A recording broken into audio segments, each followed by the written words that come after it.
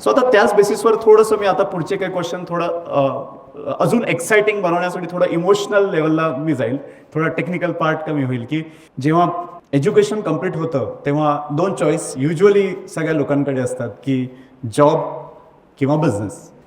तर व्हाय ऑन्ट्रप्रिनरशिप, एक उद्योजक बनायचा विचार का आला? काही त्याच्या मागे स्टोरी किंवा काय होतं ते? तुम्ही आधीच इमोशनल शब्द वापरून मला आधीच इमोशनल केलेलं आहे.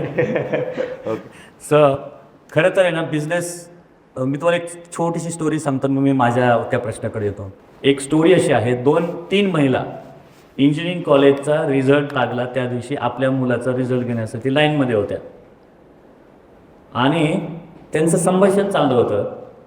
एक म्हणत होत्या माझं पर्सिस्टन्समध्ये माझा मुलगा जॉईन झाला, दुसऱ्या म्हणत होत्या माझा मुलगा TCS मध्ये जॉईन झाला, तिसऱ्या म्हणत होत्या माझा मुलगा बजाजमध्ये जॉईन झाला. मग चौथ्या आल्या आणि त्या म्हणाल्या की माझ्या मुलाने एक स्टार्टअप चालू केलं आहे. त्या तिघे म्हणाले का हो, त्याला कॅम्पसमध्ये जॉब नाही मिळाला का? म्हणजे सर, आपल्याकडे बिझनेस हा, जर मला जॉब नाही मिळाला, म्हणजे सरकारी नोकरी नाही मिळाली किंवा कंपनीमध्ये जॉब नाही मिळाला, तर मी बिझनेस करायला पाहिजे, अशी लो प्रायोरिटी थॉट प्रोसेस आपली बिझनेसची आहे. माझ्या बाबतीमध्ये उलटं घडलं. 2000ची गोष्ट, 21-22 वर्ष झाले मी बिझनेसमध्ये. खरं तर मला हे सांगायला अभिमान वाटतो की मी एका बॉन्डेड लेबरच्या घरामध्ये मी जन्मलो. बॉन्डेड लेबर बऱ्याच लोकांना माहीत नसेल. इथे मला वाटतं सालकरी असा शब्द सगळ्यांना माहीत आहे ना. माझे वडील इकडे नगर जिल्ह्यामध्येच सालदार होते. आईने सुद्धा मोलमजुरी किंवा घरकाम असं करून आम्हाला शिकवलं. ते करत असताना अर्ली लर्न स्कीममध्ये समाजातील बऱ्याच घटकांनी आम्हाला मदत केली आणि अर्ली लर्न स्कीममध्ये मी शिकून पुढे इंजिनिअरिंग कॉलेजला ॲडमिशन घेतलं. ओके, ते प्रायव्हेट कॉलेज असल्यामुळे त्यावेळी 50 ते 60% कोटा महाराष्ट्राच्या बाहेरच्या पोरांचा असायचा. रिच पीपल लाईक त्यांचे सगळे ॲडमिशन डोनेशन्सवरती झालेले. आणि मग आम्हाला 4000 रुपये फी असायची, ती भरण्यासाठी सुद्धा काही वर्गणी करून ती फी भरली गेली होती. तिथे अर्ली लर्न स्कीममध्ये मी शिकत होतो. तिथल्या बऱ्याच स्टुडंट्सला हे माहीत होतं की हा अर्ली लर्न स्कीममधून शिकतो आहे किंवा हा घरून पैसे वापरू शकत नाही आणि सो ऑन. सो बऱ्याच वेळा अशी अपमानास्पद वागणूक पण मिळायची. आणि I am very good reader, मला वाचायचं भरपूर छंद आहे. त्या काळामध्ये मी स्वामी विवेकानंद वाचलं. त्या काळामध्ये मी आपले प्रमोद महाजन फार मोठे डायनॅमिक लीडर होते, त्यांचे स्पीचेस ऐकायचो. आणि मला असं वाटायचं की yes, we have to do something for the society, आणि त्यासाठी आपण स्वतः मोठं झालं पाहिजे. During the course of 2 years 3 years of engineering I understood that by joining a job I cannot do this things which I am dreaming. And it will not give us money to me. So I thought of going into business. In the very second year, named my company, which is like right now the same company is there. आणि इंजिनिअरिंगच्या दुसऱ्या वर्षात मी ठरवलं की नाही, मला job करायचंच नाही आहे, मला बिझनेस करायचं. वा, तर हे जे सगळे लोक म्हणत आहेत 18 विश्व दारिद्र्य आहे आपलं आणि ते घालवायचं असेल, so that was a problem. I identify it. And I said I have to do the solution, and then I could set up the business. And today I'm in front of you. So that's how I entered into the entrepreneurship. So after that, engineering, after completion of engineering, then I went into a job, and then I could not settle down myself, and then started the business. याच प्रश्नाचं थोडं extension आहे आणि मी पण relate करू शकतो, कारण की किती जण मराठी आहे इथे. जय महाराष्ट्र. जय महाराष्ट्र. सो आता आय थिंक बरेच लोकांना कनेक्ट होईल की आपल्या मराठी कम्युनिटीमध्ये तसं बघितलं तर उद्योजकता याला असं खूप जास्त म्हणजे अप्रिशिएट नाही केलं जात. मी पण एक फर्स्ट जनरेशन ऑन्ट्रप्रिन्युअर आहे, त्याच्यामुळे मला बऱ्याचशा चॅलेंजेसच्या थ्रू जावं लागलं. माझे बरेचसे मेंटीज क्लायंट्स पण मराठी ऑन्ट्रप्रिन्युअर्स आहेत. तर you being a Marathi entrepreneur, Marathi कम्युनिटीतनं आहात, एका हंबल बॅकग्राऊंडमधनं आहात, तर आय एम शुअर की बरेचसे चॅलेंजेस फेस करावे लागले असेल to start the business, survive and to reach at this level. तर काय काय त्या चॅलेंजेस होते किंवा काय काय अडचणी होत्या, कशा तुम्ही ते ओव्हरकम केल्या? Yes, very good question. In fact, and generally the entrepreneurs always face such type of problems. सगळ्यात पहिल्यांदा आपल्याला बिझनेस करायचा असेल तर आपल्याला as you sed like ideas आपल्या हातामध्ये पाहिजेत. आणि आपली बॅकग्राऊंड अशी असते घरातली की आपल्याला सकाळी सांगितलं तर शेतातला चारा गायला दूध काढ, डेअरीवर घेऊन जा. आपल्याला सांगितलं असतं की समजा तुम्ही जॉईंट फॅमिली असेल तर मग ते याला सांभाळ त्याला सांभाळ, याचा अभ्यास घे त्याचा अभ्यास घे, हे कर ते कर, दळण आण वगैरे. मी माझं बॅकग्राऊंड सांगतो, माहीत नाही तर बसलेले एंटरप्रेन्युअर्स कुठल्या बॅकग्राऊंडमधून आहेत, पण सर्वसाधारणपणे ग्रामीण भागातल्या शेतकऱ्याचं तुम्ही जो मुलगा असाल तर अशा प्रकारच्या अनेक प्रॉब्लेम तो कुठचा आहे, अनेक कामं तुम्हाला करायला लागतं. त्यातून तुम्हाला काय आयडिया येणार हो, तुम्हाला बिझनेस आयडिया काय येणार, तर तो एक फार मोठा इश्यू असतो की बॅकग्राऊंड. पण आता काय, मी समजा काय त्यांना आहे, मला मराठी बोलता येत, मला इंग्लिश बोलता येत नाही, मग मी घरात जन्माला आलो आहे आणि मग मी माझी बॅकग्राऊंड अशी, असं रडत बसून काय होणार नाही ना. कारण जे आहे ते आपल्याला नॅचरली जे मिळालं त्याला मी बदलू शकत नाही. नॅचरली जर माझं शेतकऱ्याचं बॅकग्राऊंड मला मिळालेलं आहे तर त्याच्यातूनच मला आयडिया जनरेट करायचा हा एक चॅलेंज असतं. दुसरा प्रश्न आहे की तुम्हाला तुमचं म्हणणं मांडण्याची पद्धत तुम्हाला माहीत पाहिजे. तुम्ही बघा आता किती नाईसली एवढं तुम्ही सगळं करता, सगळ्या लोकांना शिकवता, तुम्ही प्रश्न विचारायची पण तुम्हाला पद्धत पाहिजे, सांगण्याची पण तुम्हाला पद्धत पाहिजे. आमच्याकडे एक म्हण आहे आमच्या अहिल्यानगरमध्ये, खेड्याहून आलं येडं आणि बजायला म्हणतं पेडा, असं काही प्रश्न आहे. हो, तर अशी आमच्याकडे मन आहे आणि अशा प्रकारचे आमची मेंटॅलिटी आणि हे बॅकग्राऊंड आहे. मग माझी आयडिया आणि त्या आयडियातून माझं प्रोडक्ट समजा डेव्हलप केलं मी काही, हां सध्या अगदी शेणापासून मी घोऱ्या बनवल्या किंवा त्याच्यापासून काही अगरबत्ती बनवली एंटरप्रेनरने, ती मला विकायची मार्केटमध्ये.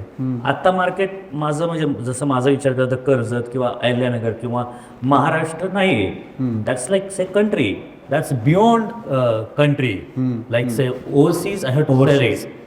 तुम्ही हे सगळं करायला आमच्या बॅकग्राऊंडमधले जे माणसं असतात त्यांना एक्सप्रेशन पॉवरच नसते. माझा प्रॉडक्ट कसा चांगला हे सांगणार येतच नाही, कारण ते बॅकग्राऊंड नसतं. हे झालं एक्सप्रेशन पॉवर. दुसरं भाषा. आम्हाला शाळेमध्ये ना सर मराठी सुद्धा कसं एक्सप्रेस करायचं, कसं सांगायचं, कसं बोलायचं, ते फक्त पेपर पास होण्यापुरतं. मला जर 100पैकी 90 मार्क्स मिळवायचे, मला बिभत्स्य अलंकाराचं उदाहरण माझं पाठ झालं की ठीक आहे, मला मार्क्स मिळतात बिभत्स्य अलंकाराचं उदाहरणाचे 2 मार्क्स. पण तीच मराठी व्यवसायाच्या दृष्टिकोनातून मी कशी वापरू शकतो, नाही का? एखाद्या कस्टमरशी मला बोलायचं तर मी आदमीने कसं बोललं पाहिजे, कुठे झुकलं पाहिजे, कुठं नाही झुकलं पाहिजे, हे सगळं नाही कोणी शिकवत. आणि मग ते आम्हाला अडचणीचा विषय येतो. व्हेरी वेल सेट. म्हणजे ॲज अन ऑन्टरप्रेन्युअर एक कुठेतरी ते ब्रेनला हॅबिट पडून जातं की तुम्हाला प्रॉब्लेम आयडेंटिफाय करायचा आहे, पण फोकस तो प्रॉब्लेमवर न ठेवता त्याचे सोल्युशन्सवर विचार करत राहायचा आहे. आणि मग over the period of time I think every successful entrepreneur किंवा उद्योजकाला ती सवय पडून जाते, तो प्रॉब्लेमला सॉल्व्ह करत राहतो. कारण आय थिंक ही जी पूर्ण जर्नी आहे, right from starting, survival, success, growth, problems पूर्ण संपून जातात अशी काही स्टेज आय एम शुअर की कधीच येत नाही. बट कुठे ना कुठे you evolve as a problem solver. And I think you are one of the best example who have proved की बाबा प्रॉब्लेम्सला सोल्युशन्स असतात म्हणून. तुमचे रोल मॉडेल कोण आहेत की कोणाला बघून तुम्हाला इन्स्पिरेशन येतं? येस, हा सुद्धा माझ्या अगदी जिव्हाळ्याचा प्रश्न आहे. खरं तर छत्रपती शिवाजी महाराजांपेक्षा मोठं रोल मॉडेल हे व्यवसायामध्ये तरी कोणाचं नसू शकतं. मी एक जाधव म्हणून एक लेखक आहेत, त्यांचं एक पुस्तक वाचलेलं आहे की entrepreneur Chhatrapati Shivaji Maharaj the management गुरु. ते एक माझे रोल मॉडेल, ते म्हणजे माझे काय अख्ख्या जगाचे ते रोल मॉडेल आहेत व्यवसायासाठी. आणि दुसरं जो माणूस हा होणारच नाही आहे इथून पुढे, आपल्या देशाला मिळणारच नाही, ते डॉक्टर अब्दुल कलाम. त्यांचं आत्ताच मी एक रिसेंटली पुरा नावाचं एक पुस्तक वाचलेलं आहे. PURA is providing urban amenities to the rural area. आणि त्यांनी ते प्रेसिडेंट असताना ते शासनाला सांगितलं की हे तुम्ही इम्प्लिमेंट करा. He was just acting as an officer by sitting in the president's house and writing the schemes and giving to the government and doing the opening across the country. ते एक माझं रोल मॉडेल आहे. आणि तिसरं म्हणजे Ratan Tata. So these are the people I follow them. माझ्याकडे तर तसे जितकं मी त्यांच्याशी बोलतोय तेवढे प्रश्न अजून विचारावेसे वाटत आहेत. बट जर का ऑडियन्समध्ये कोणाला काही विचारायचं असेल तर प्लीज, आणि मग वेळ भेटला तर मे बी मी अजून कंटिन्यू करेन.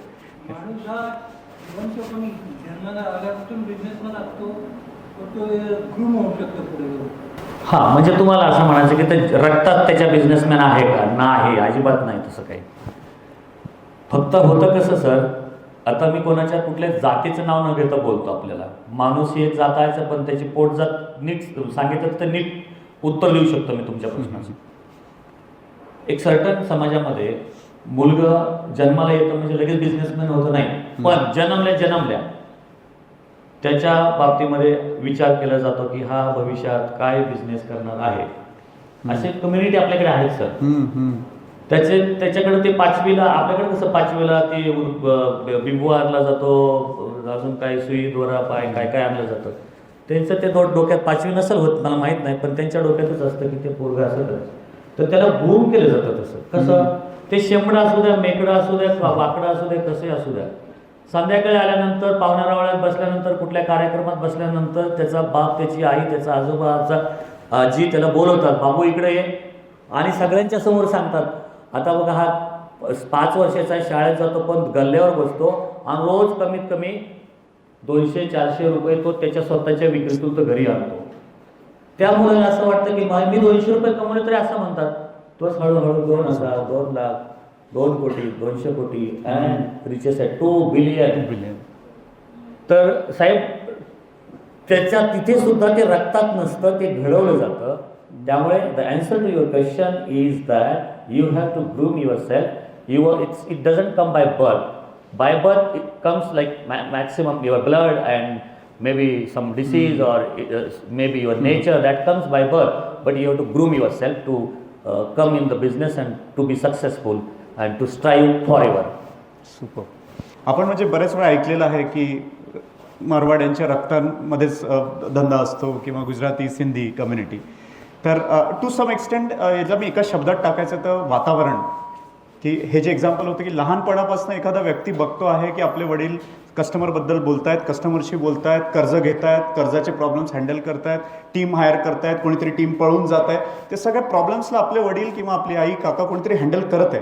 तर हे जे वातावरण आहे, हे वातावरण त्यांना कुठेतरी जे ग्रूमिंग जे म्हणाले ते वातावरण त्यांना भेटतं. अनफॉर्च्युनेटली कुठेतरी मराठी कम्युनिटीला ते घरात नाही मिळत, ज्यांच्या घरी बिझनेस नाही आहे. बट थँक्स टू दे आसरा फाउंडेशन सारखे जे काही इनिशिएटिव्ज आहे, जसं आजही बघाल तर हे एक वातावरण आहे. आय एम शुअर की सरांची इन्स्पायरिंग स्टोरी ऐकून एक जरी व्यक्ती इथे उद्योजकतामध्ये उतरला तरी मला वाटतं आपल्याला समाधान मिळेल की आज जे एफर्ट आहे. सो वातावरण जरी घरी नाही भेटलं तरी बाहेर ते वातावरण अवेलेबल आहे. आणि today the ecosystem is extremely robust. खूप काही अवेलेबल आहे, म्हणजे access to knowledge, access to investors, access to mentors, सगळं काही आज कंपॅरेटिव्हली आय थिंक सर पण सांगू शकतात जेव्हा तुम्ही स्टार्ट केलं होतं त्याच्या कंपॅरेटिव्हली आज इकोसिस्टम फार चांगली आहे. म्हणजे ते वातावरण आज आहे. It's very very nice time. Good afternoon. जसं की तुम्ही सांगितलं की तुम्ही सोसायटीसाठी हे केलं, प्रोडक्ट्स बनवले, जसं टॉयलेटसाठी, वॉटरसाठी करोनामध्ये.